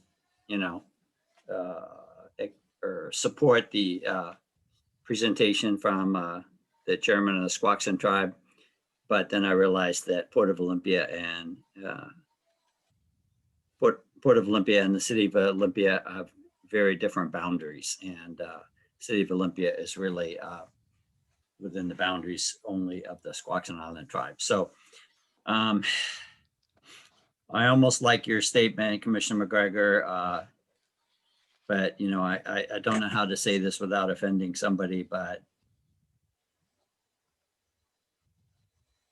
when just the opening sentence, when we say the Port of Olympia, we're talking about the commission and staff. So I think that it's redundant to say Port of Olympia commission and staff. And the only thing I would change is the Port of Olympia would like to acknowledge, and then, continue with yours. So that's the only change I would make to that. But I do stand by my statement from prior meetings that, we're really at a crossroads. I feel like all three of us need to agree on something, or just discontinue the effort. I feel strongly about that because it really does express, I'd like it to be a unanimous support for a tribal honor statement. So, that's how I feel about that. And, that's my. Commissioner Zeta, are you, can you weigh in on Commissioner's McGregor's statement, which is quite a bit different from the two that are on the slide here? So I appreciate Commissioner McGregor's wanting to be more inclusive. Absolutely appreciate that. If the Port of Olympia does include Nisqually and or Chehalis traditional territories, that should be acknowledged. We directed our executive director over a year ago to work with the tribal governments in this area to find a mutually agreeable statement. We have a statement that is agreeable. We have two statements that are agreeable to the Squaxin Island tribe. I do not know the status of any discussions that may have taken place with the Nisqually tribe or the Chehalis tribe. If we are to modify either of these statements, which are acceptable to the Squaxin Island tribe, and as we know from the maps and the history, which Chairman Peters shared with us, the port area itself is squarely on Stachos territory, though other areas managed by the Port of Olympia may not be, and we have not been briefed on that. We have two statements that are good with the Squaxin Island tribe. If we are going to make a change, we must respect the tribal governments, and we must get the statement vetted by the Squaxin Island tribe, or it would be an insult, really.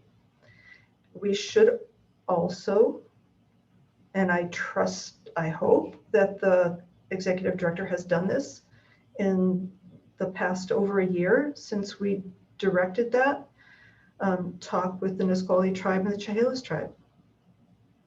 You're right, Commissioner McGregor, we should be inclusive. We should also be accurate, and we must be respectful. The Squaxin Island tribe's territory is where the marina sits and the port offices sit. And these statements are good with them. If we're going back to the drawing board, we must not do it unilaterally. We must do it respectfully and in consultation with the tribal governments.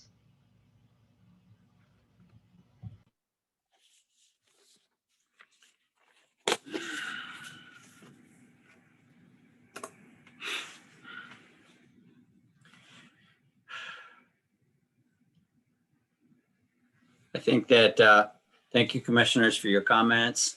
I think we have 3 different versions on the table, and I might add that the statement has to be perfect. Otherwise, we're walking into a quagmire of conflict with any one of the 3 tribes that share this land with the Port of Olympia official boundaries, which is the whole county. So, with 3 different opinions and 3 different statements, I'm ready to move on from this topic without another word said about it. I disagree, Commissioner Downing. We have a good start, and it may take a little more work. Commissioner McGregor has made a good suggestion that we get it right. I agree with Commissioner Downing. You mean you agree with Commissioner McGregor? Or I'm sorry, Commissioner McGregor. I would agree with Commissioner McGregor that we should get it right. We don't know what right is right now because we haven't finished our work. It will take a little more work to get it right. Let's do the work. Let's get it right. Thank you, Commissioner Zita. And I would like to submit that there's been quite a few phone calls and back and forth and quite a bit of effort by our executive director. And even if a tribe does not respond to us, that doesn't mean we can move them off the table. So I think that Commissioner McGregor is really close. I've stated how I feel. Commissioner Zita stated how she feels. If there's a motion on the table, we'll consider it. But at this point, I think we're all done talking about this. I don't agree, and it's not clear that Commissioner McGregor agrees. I move that we direct the executive director to share Commissioner McGregor's draft statement with the Squaxin Island tribe for their input. So it's been moved that Commissioner McGregor or the executive director take Commissioner McGregor's statement and share it with the Squaxin Island tribe and ask for their input. Is there a second? I'll second that for the purpose of discussion. Can I go ahead, Commissioner? Please go ahead. It's been moved and seconded for purposes of discussion. Commissioner McGregor, you have the floor. I think the issue is bigger than just taking it back to one tribe. We don't know how the Nisqually tribe or how the Chehalis tribe feel about this. And I think that if we're going to do it right, we need to make sure that we're inclusive again. There's the word, and bringing them not so much on board, but giving them advice as this is what we're trying to do without naming any individual tribe.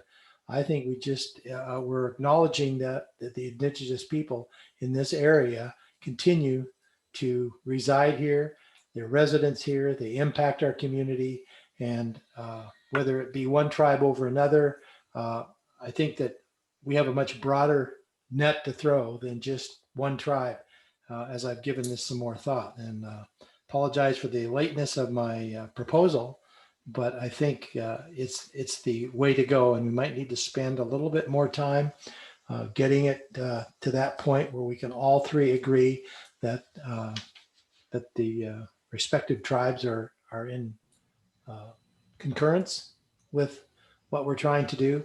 And so I think we should continue to work this process through. I know we spent a lot of time, and I feel your pain, Commissioner Downing, as far as how much time has been spent here. But I think that if we're going to do it, we need to do it, and we need to be as genuine as possible and sensitive to the people of this area. So anyway, I think that we need to keep moving forward, not just with the Squaxin tribe, but I think that was a good start with what the city of Olympia had. And I think that by conveying that we're genuine about getting it right, and I think we would be comfortable with it, then I think that hopefully based on what Chairman Peters said, he's not going to tell us what to do, but we just want to make sure we're not just checking a box. So I would like to propose that if an amendment to that seconded motion is that we have the executive director check with all three tribes. I mean, during my time on this commission, I have worked closely with the Nisqually tribe on things, as you guys have as well. And I've worked closely with David Barnett at the Chehalis tribe, who was chairman at one point and now is in charge of their economic development portion of the business. We've had a good relations, I think, with them. We haven't done a lot of anything with them, but I think that there's an opportunity here that perhaps it can help to further our work with all of the tribes, because I think opportunities are going to be coming up in the near future, and we need to make sure we're all working and collaborating with them together. I agree, Commissioner McGregor. I think Thurston County might offer a tribal land acknowledgement, and if they do, we should look at theirs because, of course, they have the same reach that we do, and that could help. So I agree with your suggestion, Commissioner McGregor, and I'd like to add that we should consider whatever Thurston County uses. Well, good, commissioners. It sounds like Commissioner McGregor is making a motion. Go ahead and make a motion, Commissioner McGregor. I think we have a motion. We have a motion on the table that's been seconded for discussion. And so I think we need to clear that off the table and then come back with a motion. So I made a motion, Commissioner McGregor suggested a change, and I'm suggesting yet another change. So let me see if I can put it all together. I move that we direct our executive director to take Commissioner McGregor's suggestion and Thurston County's land acknowledgement, if they have one, to all three tribes, Squaxin, Nisqually, and Chehalis, for consideration and get their input and bring that back to us. It would also be useful, well, we'll just leave it there. Thank you. So thank you, Commissioner. So it's been moved to take Commissioner McGregor's suggested language as well as the county commission language, if they have one, if they have a tribal honor statement, and present that to the three local tribes, the Chehalis, Nisqually, and Squaxin, and ask for their input. Do I have a second?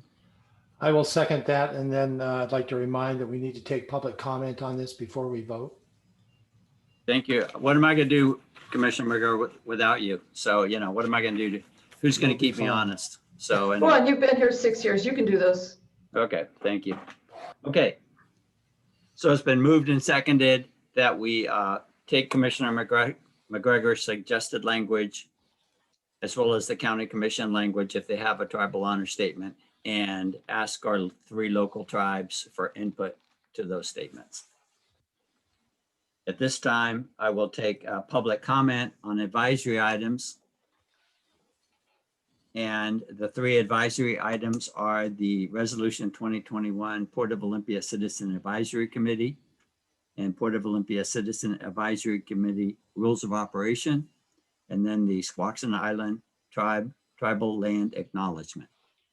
So I'm going to invite the public, anybody that's attending tonight, if you'd like to give comment on any of those three items.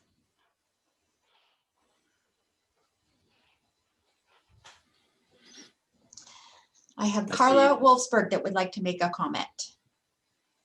Ms. Wolfsberg, welcome. You have the floor.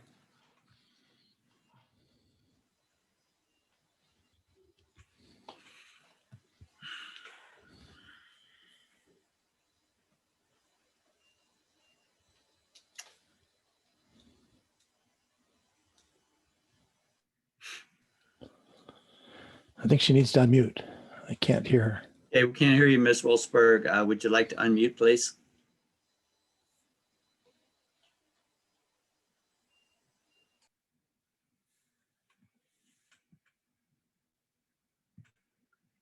Ms. Wolfsberg, I have to talk over you if you're talking because we cannot hear you. Can you unmute, please? Is it? There, Are we I'm mute? sorry, I couldn't find the unmute button because my screen was sort of locked for a moment, so I apologize. I just wanted to commend the commission for their diligence in working on this and to be so inclusive of all three of the tribes whose land the port has jurisdiction over for port issues. And I'm so glad that you're willing to do this, and I just would hope that the commission could adopt a tribal land acknowledgement statement as soon as possible, and that statement be read at every official port commission meeting or work session. So thank you for your hard work in getting this right and making sure that all the tribes vet whatever statement is before you to approve. Thank you. Thank you, Ms. Wolfsberg. Does anybody else would like to give public comment on our three advisory calendar items? We have no other hand. Oh, Deborah Patton, just a moment, please.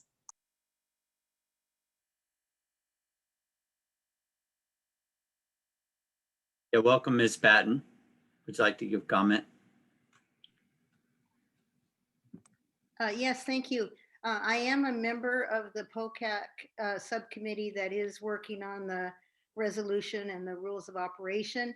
And I just want to make a brief comment. I've heard at some other public meetings and public comment during Port Commission meetings that there's some concerns by some citizens that the POCAC is not a representative body and is not inclusive. And I just wanted to point out that until we lost Chris Richardson to a sudden death, we had a Native American serving. We currently have a Black member, Gigi, and we have members from all of the three districts.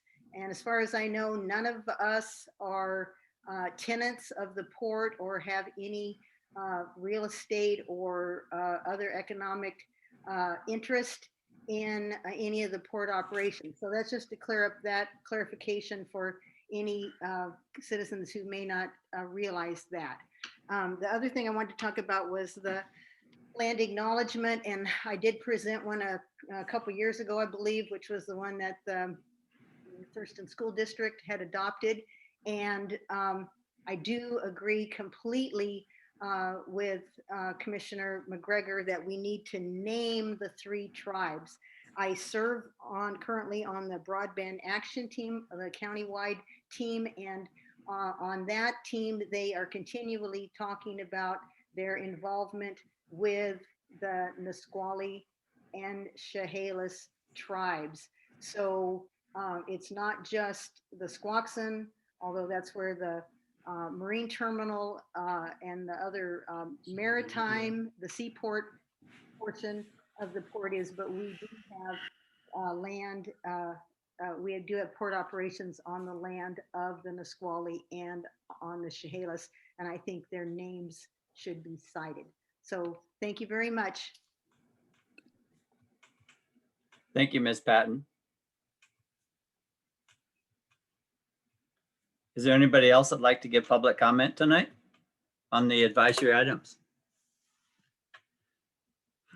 We have no other hands up. Thank you. Commissioners, would you like to comment on our 2 public comment speakers tonight?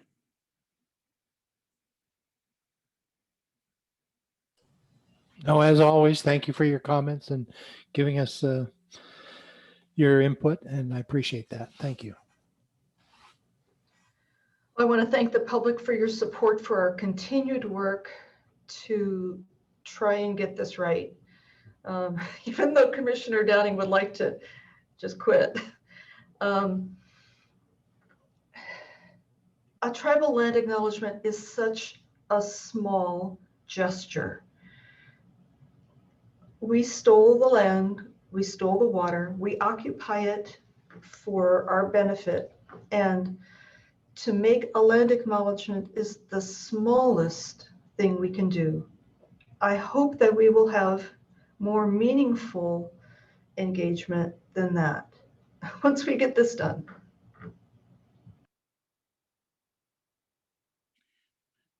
Thank you, commissioners. Thank you, Ms. Patton, Ms. Wolfsburg, for your comments. So bringing back to, we have a motion on the table to take Commissioner McGregor's language and as well as the county honor, tribal honor statement, if they have one, and present that to the Chehalis, Nisqually, and Squaxin tribes for their comments.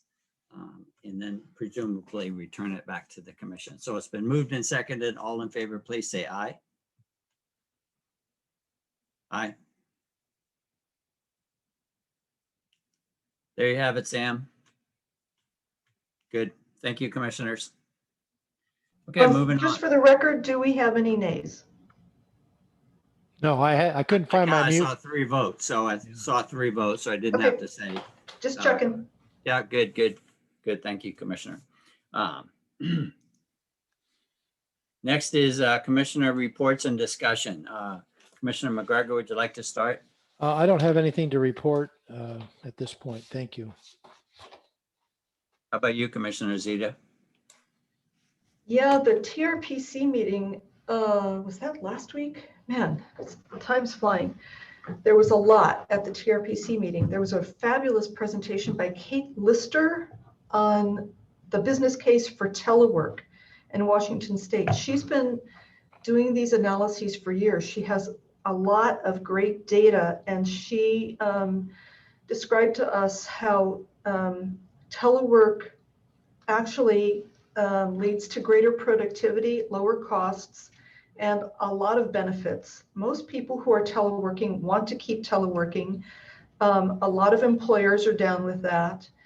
And the TRPC has been trying to strategize about how to incentivize telework options, how to get employers to say, yes, you can do that. And COVID made it happen. And there are lots of benefits, from transportation to quality of life to higher productivity and lower costs.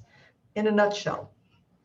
Mark Daly, the executive director of TRPC, gave a terrific mid-year update. The main things, I'll just give you some of the high points that TRPC has been doing is I-5 planning and environmental connections, transportation, lots and lots of transportation projects as usual, climate mitigation, big project, Deschutes watershed salmon recovery. You may remember that TRPC was designated the RIA 13 lead agency a few years ago, and Disaster Recovery Council development. So TRPC is bringing in a lot of funds and resources, and their crack team is doing great work on all this stuff. Short story. We're going to have a 2-day retreat next month, and I'll let you know what happens there. Excellent. Thank you. Thank you, commissioners. One thing I'd like to report is I attended the Lacey Mayor's Gala, and that was back on June 4th, and that was virtual, and it was totally enjoyable. And it was a fundraiser for the Veterans Hub, and I was so pleased to see that Veterans Hub doing so well. Over in Lacey, they have a new location, and it's thriving. So I was happy that they had a fundraiser for that in Lacey. So good. Okay, before the meeting announcements, is there any other business? Okay, can we put up the meeting announcements, please? Oh, sorry, Commissioner Zeta. I just want to double check. I heard through the grapevine that the port will be briefed by DES on the draft environmental impact statement on Capital A Deschutes Estuary next month. And I hope for confirmation from the executive director at this meeting. Thanks, Sam. Do we have a date for that? Or, I think we do have a date in July. Yes, and perhaps you didn't see my email response to you earlier today, Commissioner Zeta, but we do have them confirmed for July 19th. Thanks for making that information public, Executive Director. Okay. Thanks. Can you put up the meeting announcement slide, please? I'm a little, I can tell you, I'm a little freaked out. Is that Aspen's voice or Tracy's voice?